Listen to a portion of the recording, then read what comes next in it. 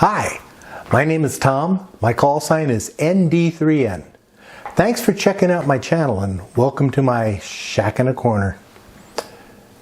This video will discuss and encourage Elmers and provide some suggested guidelines for your journey. An Elmer is an experienced ham who takes the less experienced hams, and maybe even brand new hams, under the wings and guides them in their new hobby. An Elmer doesn't have to be someone with decades in the hobby. Anyone with just a little bit of experience can be an Elmer. As a faculty advisor once told me, you only need to be one lesson ahead to teach a class. Thus, expertise in all things ham isn't required. Do you talk on your local repeater? Then you can coach someone else to make their first contact there. Do you have an HF rig in your shack? Then you can invite some new hams over to visit and make a few contacts. Is there a new whiz-bang mode available, like FT8 or FT4 or whatever the hot new mode is that month? You can host a group at your shack to demonstrate it. There isn't a specific requirement to be an Elmer other than a willingness to help others.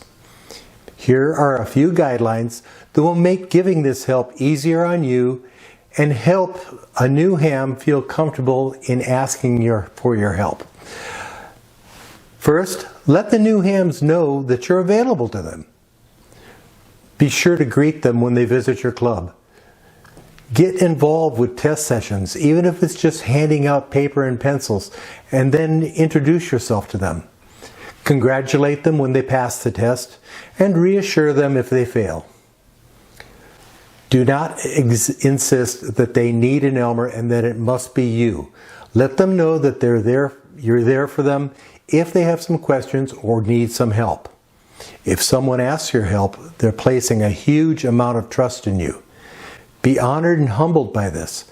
Don't be insistent that they follow your advice. In fact, make sure that they know you are offering an opinion and the final decision will always be theirs. Regardless of what their decision is, embrace it and support it. Leaving them with a good feeling about their decision will encourage them to ask for your help when they have another question or need additional help in the future. What if they ask a question you don't know the answer to? Well, that one's easy. Find somebody who knows the answer and join them on the journey. No one can know everything about every subject. There is no shame in the answer, I don't know. Within your club or amongst your acquaintances, there are people who will know the answer. Now, don't just refer to the ham you're Elmering to that person. Together, approach the person and discuss the question.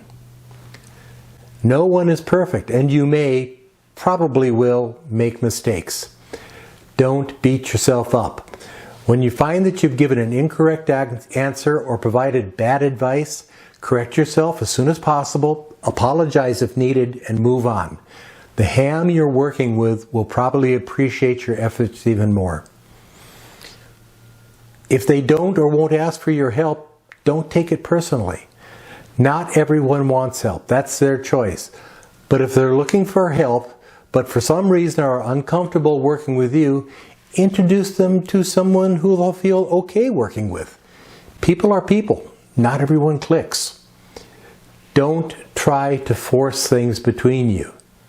Pretty early on, you'll be able to tell if you can work with a person. And if you sense that things aren't just peachy as they should be, hook them up with someone who they can be comfortable enough to ask questions. This leads to my final suggestion. Work with your local club to develop an Elmer program.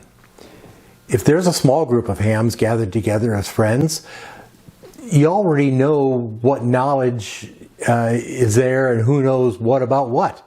It's a small group. But at the club level, with dozens or even hundreds of hams, that knowledge may not be as well known. That isn't to say that there isn't Elmering going on in an informal way, which is best and how it should be, but there may not be a resource available about what the individual club members know. So, either ask your club leadership to put a list together or offer to do it yourself. Who in your club knows what it takes to put up a tower in your area? Do you have an electrician in your group who knows how to safely wire circuitry for an amplifier or other similar gear and is willing to offer his advice? Who is the Part 97 expert in your group? Who's teaching tech and upgrade classes? Who does contests? Who runs the club net on the repeater? Who is open to new hams visiting to work their shacks? Who knows about digital voice modes and how to set up your radios and do all the other stuff online to get you on the air? Who runs the Aries program in the club? Who is willing to be an Elmer? Ham radio is largely self-sustaining. We don't look for government programs to force people to become hams. I hope we never do. Instead, we work from within, helping each other, sharing our knowledge. While being an Elmer isn't the only way we sustain our hobby, I would argue that it is the primary and best way to ensure future generations get the chance to enjoy this avocation as much as we do. Being an Elmer is very satisfying and rewarding, but it's not for everyone. You won't know if it's for you unless you give it a try.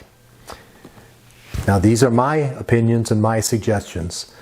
There is no manual, no training to attend, or requirements written down on how to be an Elmer. Your methods may, and probably should, follow a different tack. These are based on my experiences of both being an Elmer and being guided by Elmers and the lessons I've learned along the way. Thanks again for checking out the channel and for dropping by my shack for a chat. If you've been encouraged or motivated by this video, or if you just enjoyed it, please give me a like by clicking on the thumbs up button icon below. If you have questions or concerns or want to share your experiences in being a Elmer or being Elmered, please put them in the comment section. I do my best to respond to all comments within 24 hours. 7-3 for now. Tom, ND3N, out.